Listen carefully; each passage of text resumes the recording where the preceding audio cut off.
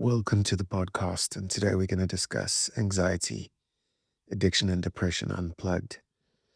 What we need to know about these things is that mainstream interventions for helping you with addictions, anxiety, depression, and everything in between are working, but they're not the be all and end all. There are other ways, necessary ways, that are growing beyond belief in popularity as tools to overcome these major life obstacles that people are dealing with for 10 years, 15, 20 years at a time. And I'm dead serious about that. Almost all the people I meet now, when I ask them, how long have you had the depression? Oh, no, 10, 20 years. They've learned to live with something that they were supposed to treat like the medication was designed for.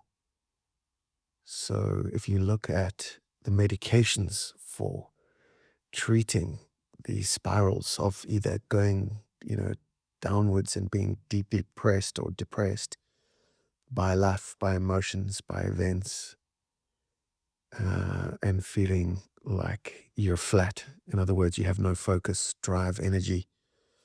The terrible lowness of a depression or a treatment-resistant depression is awful to live with. So people who take some form of intervention or medication and feel slightly better, 20% better, think that they can just live with that. And they fear that bottom line, that marker of going down by 20%. So they stick with not changing and learn to live with, accept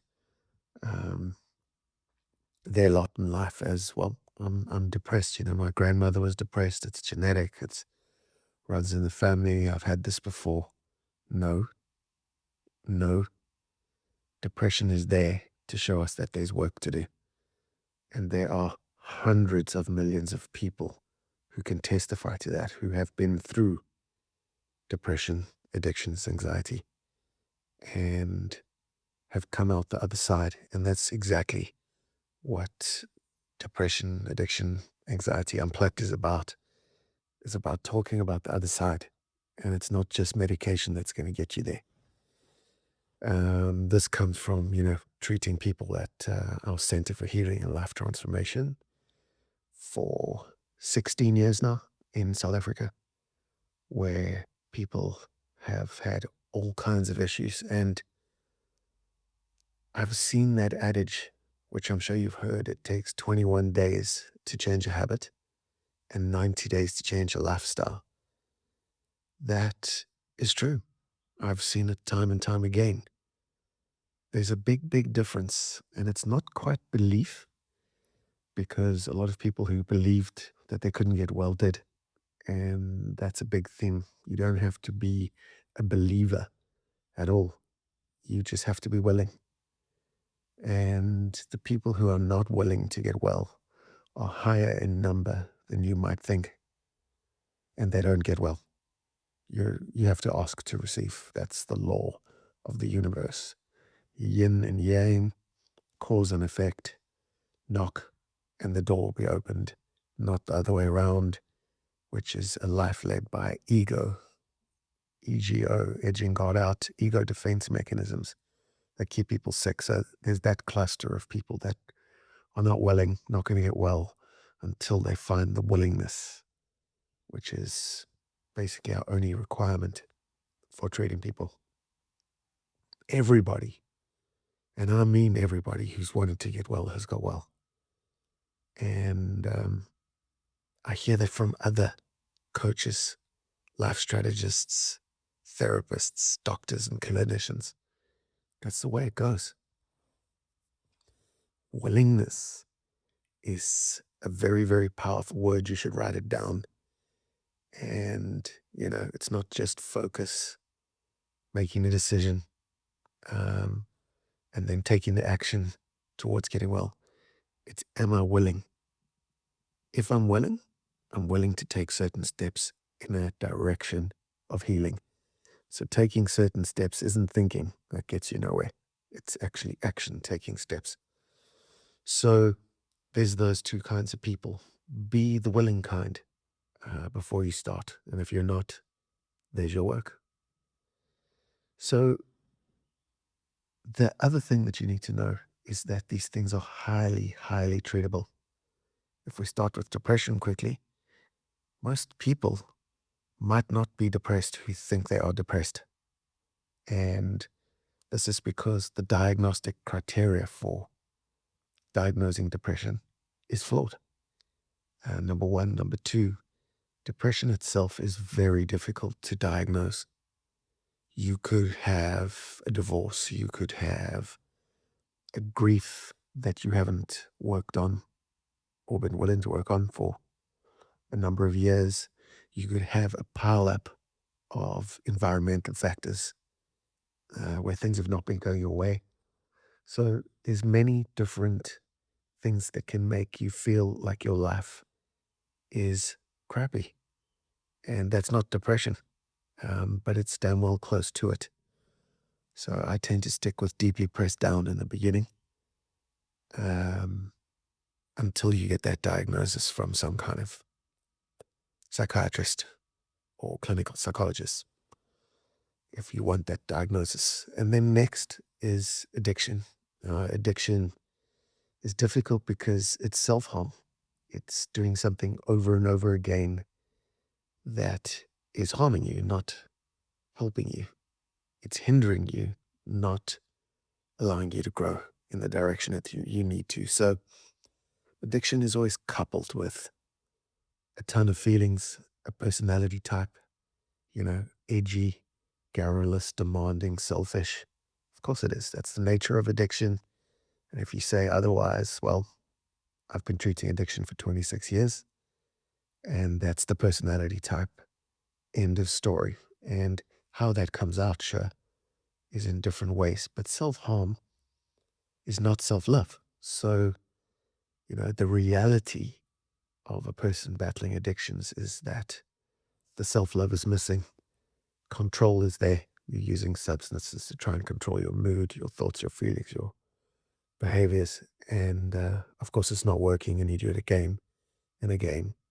And that form of control just leads nowhere. It's a spiral downwards. So addiction itself is highly, highly treatable. And what people don't realize is that people who've had an alcohol problem, drug problem, whatever it's going to be, come into centers or programs all over the world, and they stop straight away. That's it. They remove the substance wherever they go. They're not zombies. But a lot of people think that's the case. It's not the case. What they battle with, rather, is allowing the thoughts to come back, allowing the emotions to return. And anger is an easy emotion. It's not what I'm talking about. Constant fear, dread, all of those things are not what I'm talking about. Real emotions, deep emotions, not just the tip of the iceberg emotions. They come back, and they are usually shame, self-loathing, disappointment in not being able to turn things around and so on. And when people face that, they heal from addictions again. 90 days. They turn their lives around. And this is something you must know. Anxiety, what a great teacher anxiety is. Wow. We've treated a lot of people with anxiety over the years. Speaking about, Anxiety Unplugged, it's highly treatable again. I've had people come in, writhe on the floor, clients who have not been able to get up after a session because their legs don't move.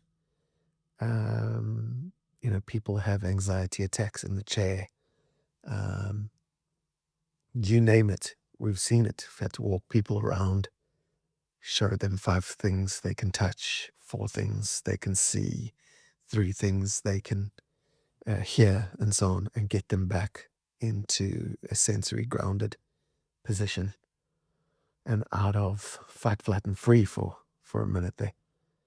But anxiety is highly, highly treatable. Now, with all 3 of these examples, depression, addiction, and anxiety, My concern is that people are not being told it's highly, highly treatable. And if someone tells them that it's highly, highly treatable, they get told to keep quiet. Google itself, one of the most evil companies on the planet, throttle people who say, hey, we heal anxiety. They wipe them off the search pages. And it's just to show you how we've now evolved. At the time of recording this, it's 2026, where you are supposed to manage depression. You don't get told it can be healed. You don't get told your addiction can be healed. You get told you're going to suffer it for life. And the same with anxiety. You go on pills that were designed for short-term interventions while you did the work that anxiety, that alarm bell was there for. And you do the work and then you stop the medication and move on with your life, thanking anxiety for helping you realize that there's a problem and putting an alarm there. But no, none of this is discussed. Countries like the UK, where most of our clients come from, is mental health arena is falling to pieces in many ways because that mainstream agenda of come in, immediately diagnose without brain scans, without having an actual look, by the way, diagnose, put on pills, and then change those pills 5, 10 times over the next 2, 3 years. That little model is thriving. That's the 99% of people model that are being treated for these things, and it's not working. And they're not saying it's the medication that's not working. They're not saying it's the clinicians that are not working, that are wearing their blinders and sticking to that formula that doesn't really work. They're sticking to it, and that's a kind of addiction in its own way. And when people say, well, hold on a second, maybe this medication stuff doesn't work, at least not for me, the clinicians turn it around and the doctors and say, nope, you're treatment resistant to depression. TRD, treatment resistant depression, means essentially that the medication is not working for you. So what we want to do is maybe go unplugged, and the way through is first to become aware. So understand that if you're suffering addiction, depression, or anxiety, anything in between, personality disorders, all treatable. Understand that there are alarm bells, that it's suffering that's come to show you that there's work, very important, work to do on yourself. You've got to get things that are repressed and suppressed out, up, onto paper, into a therapist's ear. You've got to change the way you think. And how you do that is obviously go and see somebody. Realize, firstly, that you've got to change the way you think, because the way you think is not working. The way you're thinking is negative. I'm addicted to my thinking, not my drinking. That's it. So you got to realize, become aware is the first step, that you have work to do. And work is not sitting thinking. Thinking gets you nowhere. Your best thinking got you into depression, addictions, anxiety. That's it. Your best thinking got you to where you are today. So what do? You follow a program. You see somebody who is a normie, as my clients call them. That's a person who's managing themselves, managing their careers, managing their relationships. They're not unmanageable. So you follow their way. And there's a million ways out there, so we won't get into it. Our way is the paradigm process. You take 10 masks of personality, you take them off, and you replace them with your authentic spiritual self, which is like, instead of control, your perfectionism, your neurotic, your codependent, your victim position. Come on, we've all got that one. You remove those 10 masks, you find out what they are in the paradigm process, You get the book, you do the work meaning verb. And over time, through a process, you get rid of them, and then you allow your self-love, definitely missing with depression, addictions, anxiety. You allow your self-love back. Instead of perfectionism, you allow gratitude back. In other words, being thankful for the way things are. Not perfect, the way things are. And that takes you to a new level of vibration even. And then you swap codependence for connection and, that anxiety for courage being hot, where your EQ is opened up again. So without going into all of that too much, I want you to know that speaking about these things unplugged is very, very important. And more coaches, more people like you need to speak about it. And the last thing you want to do is go into a medication for 5 years. Do no work, verb. Do no work on yourself. Exit that 5 years and have gotten nowhere. You're not here to stagnate. That's why the depression comes, to show you that there's work to do.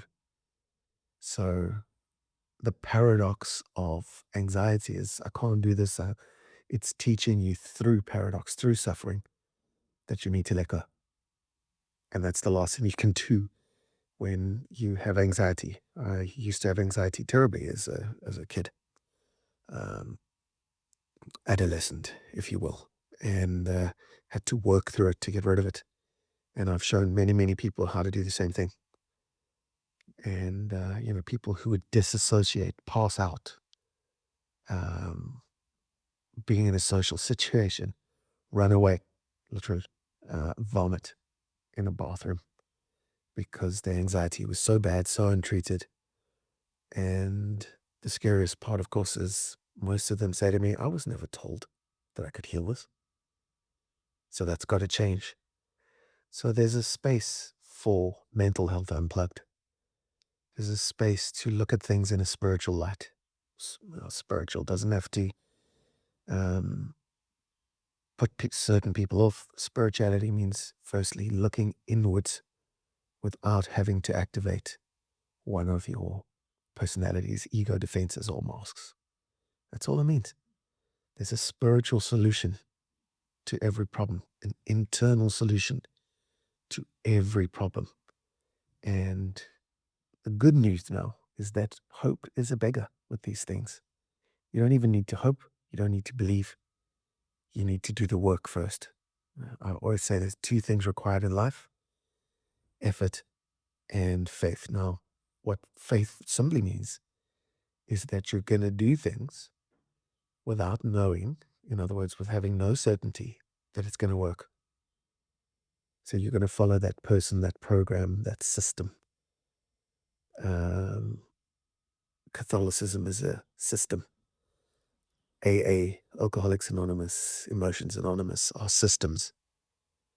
The Artist's Way is a system. The Four Agreements is a system. The Old and New Testament is a system, and the Paradigm Process is a system. You follow that instead of your thinking. So you wake up in the morning. How are you going to treat depression, addiction, anxiety? You're going to wake up. You're going to stop thinking. You're going to start working a program. Positive thoughts, go and look up Yoga Nidra meditation, Bob Proctor meditation.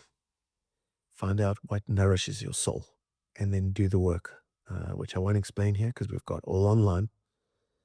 Get onto the YouTube channels, get the books, get the manuals, book an assessment session, and work, because it works if you work it. So that is depression, addiction, and anxiety, unplugged, uncharacteristic of mainstream treatment. You really, really can heal your life. End of story. No one is excluded. And if someone tells you you can't heal it, go and find someone else who tells you the truth. You really, really can heal your life.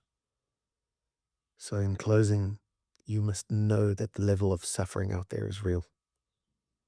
I've had wives, mothers, friends of people who have deep depression who've been sitting at home for 5 years, stopped working, stopped playing with the kids, stopped having any quality of life because they become believers and their family become believers that they saw a doctor or two, took a pill or two, and then stuck to that regimen. And they're sitting there,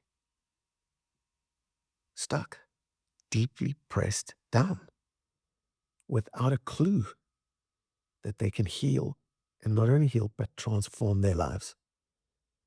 So, Rhonda Byrne wrote that book, The Secret, which is a little bit of a money-making story, but anyway, it is a secret. She was right in a way. Healing every 20 years or so becomes a secret because the mainstream, the cult of the mainstream, push it down and make it disappear. And all of a sudden, everybody's hypnotized, standing in queues around the corner to get a little bucket of pills. Come on. Things have changed. Opportunity has come. So don't let opportunities to heal and transform pass you by. Get out there, work on it, and you will heal your life. End of story. Namaste.